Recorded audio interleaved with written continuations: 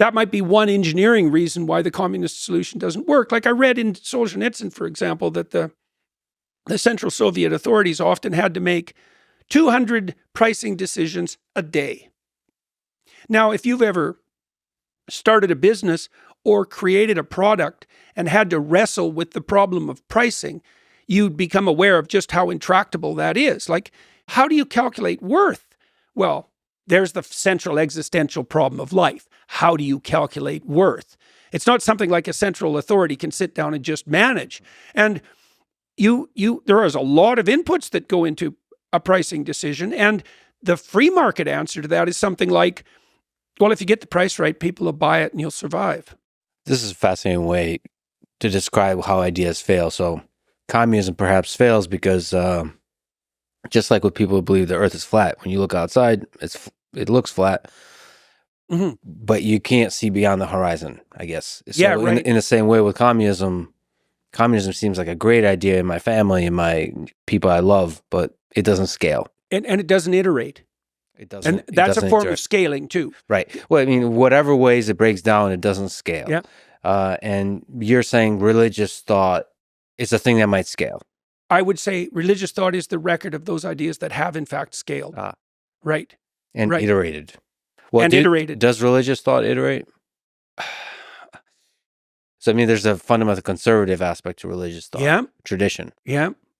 This is why, like Mircea Eliade, for example, who I referred to earlier, one of the things Eliade did, and very effectively, and people like Joseph Campbell, who in some ways were popularizers of Eliade's ideas and Carl Jung's, what they really did was devote themselves to an analysis of those ideas that scaled and iterated across the largest possible spans of time. And so Eliade and Jung, Erich Neumann, they were looking, and Campbell, they were looking at patterns of narrative that were common across religious traditions that had spanned millennia, and found many patterns. The hero's myth, for example, is one of those patterns. And it's, I think, the evidence that it has its reflection in human neurophysiology and neuropsychology is incontrovertible. And so these foundational narratives, they last. They're common across multiple religious traditions. They unite, they work psychologically, but they also reflect the underlying neurophysiological architecture. So I can give you an example of that. So the hero myth is really a quest myth, and a quest myth is really a story of exploration and expansion of adaptation, right? So Bilbo, the Hobbit, he's a kind of an ordinary everyman. He lives in a very constrained and orderly and secure world. And then the quest call comes and he goes out and he expands his personality and develops his wisdom. And that's reflected in human neuropsychological architecture at a very low level, way below cognition. So one of the most fundamental elements of the mammalian brain, and even in lower animal forms, is the hypothalamus. It's sort of the root of primary motivation. So it governs lust and it regulates your breathing, and it regulates your hunger, and it regulates your thirst, and it regulates your temperature. Like really low-level biological necessities are regulated by the hypothalamus. When you get hungry, it's the hypothalamus. When you're activated in a defensively aggressive manner, that's the hypothalamus. Half the hypothalamus is the origin of the dopaminergic tracts, and they subsume exploration. And so you could think of the human motivational reality as a domain that's governed by axiomatic motivational states, love, sex, defensive aggression, hunger, and another domain that's governed by exploration. And the rule would be something like, when your basic motivational states are sated, explore. Well, and that's not cognitive. Like I said, this is deep, deep brain architecture. It's extraordinarily ancient. And the exploration story is something like, go out into the unknown and take the risks, because the information that you discover and the skills you develop will be worthwhile even in sating the basic motivational drives. And then you want to learn to do that in a iterative manner, so it sustains across time, and you want to do it in a way that unites you with other people. And there's a pattern to that. And I do think that's the pattern we strive to encapsulate in our deep religious narratives. And I think that in many ways we've done that successfully. What is the belief in God? How does that fit in? What does it mean to believe in God? Okay, so in one of the stories that I cover in We Who Wrestle with God, which I only recently begun to take apart, say in the last 2 years, is the story of Abraham. And it's a very cool story. And it's also related, by the way, to your question about what makes communism wrong. And Dostoevsky knew this, not precisely the Abraham story, but the same reason. In Notes from Underground, Dostoevsky made a very telling observation. So he speaks in the voice of a cynical, nihilistic, and bitter bureaucrat who's been a failure, who's talking cynically about the nature of human beings, but also very accurately. And one of the things he points out with regards to modern utopianism is that human beings are very strange creatures, and that if you gave them what the socialist utopians want to give them, so let's say all your needs are taken care of, all your material needs are taken care of, and even indefinitely. Dostoevsky's claim was, well, you don't understand human beings very well, because if you put them in an environment that was that comfortable, they would purposefully go insane just to break it into bits, just so something interesting would happen. Right. And he says it's the human proclivity to curse and complain. And he says this in quite a cynic and caustic manner, but he's pointing to something deep, which is that we're not built for comfort and security. We're not infants. We're not after satiation. So then you might ask, well, what the hell are we after then? That's what the Abraham story addresses. And Abraham is the first true individual in the biblical narrative. So you could think about his story as the archetypal story of the developing individual. So you said, well, what's God? Well, in the Abraham story, God is characterized a lot of different ways in the classic religious texts. Like the Bible is actually a compilation of different characterizations of the divine, with the insistence that they reflect an underlying unity. In the story of Abraham, the divine is the call to adventure. So Abraham has the socialist utopia at hand. He's from a wealthy family, and he has everything he needs. And he actually doesn't do anything until he's in his 70s. Now, hypothetically, people in those times lived much longer. But a voice comes to Abraham, and it tells him something very specific. It says, leave your zone of comfort. Leave your parents, leave your tent, leave your community, leave your tribe, leave your land. Go out into the world. And Abraham thinks, well, why?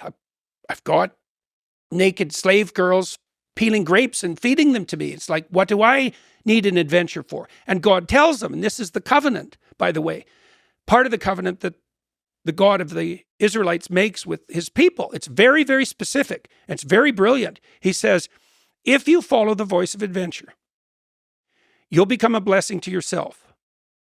So that's a good deal, because people generally live at odds with themselves. And he says, God says, that's not all. You'll become a blessing to yourself in a way that furthers your reputation among people, and validly, so that you'll accomplish things that were real and people will know it, and you'll be held high in their esteem, and that will be valid. So that's a pretty good deal, because social people would like to be regarded as of utility and worth by others, and so that's a good deal. And God says, that's not all. You'll establish something of lasting, permanent, and deep value. That's why Abraham becomes the father of nations. And finally, he caps it off, and he says, there's a better element even to it. There's a capstone. You'll do all three of those things in a way that's maximally beneficial to everyone else. And so the divinity in the Abrahamic story is making a claim. He says, first of all, there's a drive that you should attend to. So the spirit of adventure that calls you out of your zone of comfort. Now, if you attend to that and you make the sacrifices necessary to follow that path, then the following benefits will accrue to you. Your life will be a blessing. Everyone will hold you in high esteem. You'll establish something of permanent value, and you'll do it in a way that's maximally beneficial to everyone else.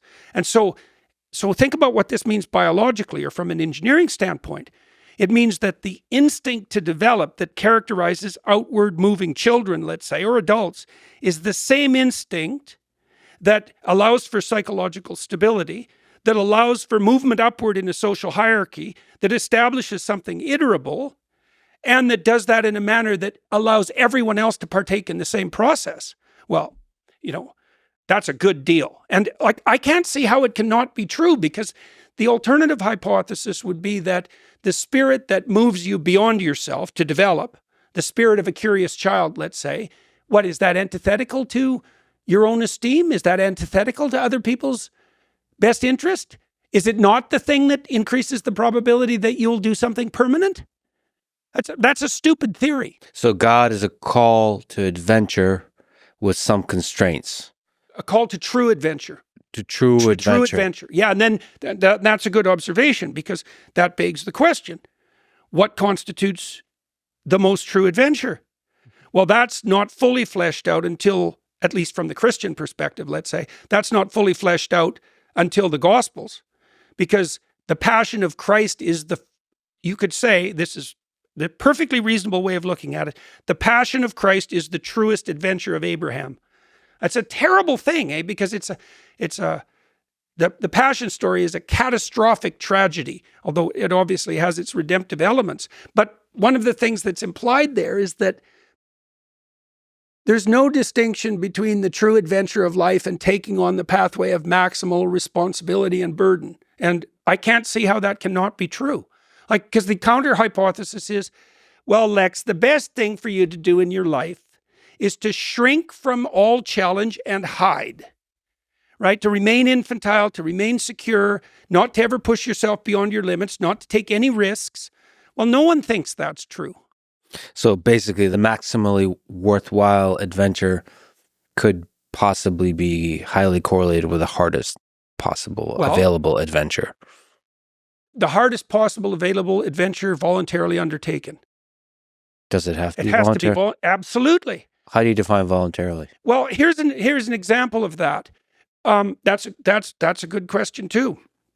When Christ is the night before the crucifixion, which in principle he knows is coming, he asks God to relieve him of his burden, and understandably so. I mean, that's the scene famously in which he's literally sweating blood, because he knows what's coming. And the Romans designed crucifixion to be the most agonizing and humiliating possible. Agonizing, humiliating, and disgusting possible death. Right, so there was every reason to be apprehensive about that. And you might say, well, could you undertake that voluntarily as an adventure? And the answer to that is something like, well, what's your relationship with death?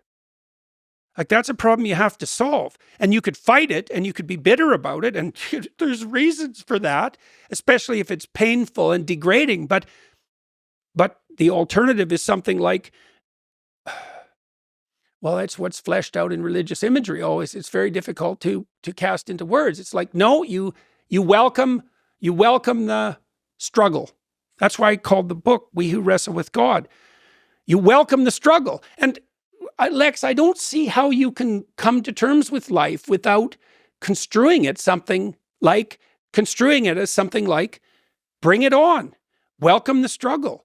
And I can't see that there's a limit to that. It's like, well, I welcome the struggle until it gets difficult. Well, so there's not a bell curve, like the struggle in moderation. Basically, you have to welcome whatever as hard as it gets. And the crucifixion in that way is a symbol of that. Well, and it's worse than that in some ways, because the crucifixion exemplifies the worst possible death. But that isn't the only element of the struggle, because mythologically, classically, after Christ's death, he harrows hell.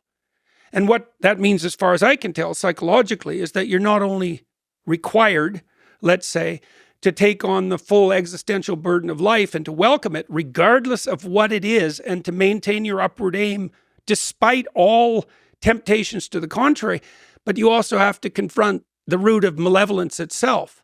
So it's not merely tragedy. And I think the malevolence is actually worse. And the reason I think that is because I know the literature on post-traumatic stress disorder. And most people who encounter, let's say, a challenge that's so brutal that it fragments them, it isn't mere suffering that does that to people. It's an encounter with malevolence that does that to people. Their own sometimes, often, by the way. Soldier will go out into a battlefield and find out that there's a part of him that really enjoys the mayhem. And that conceptualization doesn't fit in well with everything he thinks he knows about himself and humanity. And after that contact with that dark part of himself, he never recovers. That happens to people. And it happens to people who encounter bad actors in the world too. If you're a naive person and the right narcissistic psychopath comes your way, you are in like mortal trouble because you might die, but that's not where the trouble ends.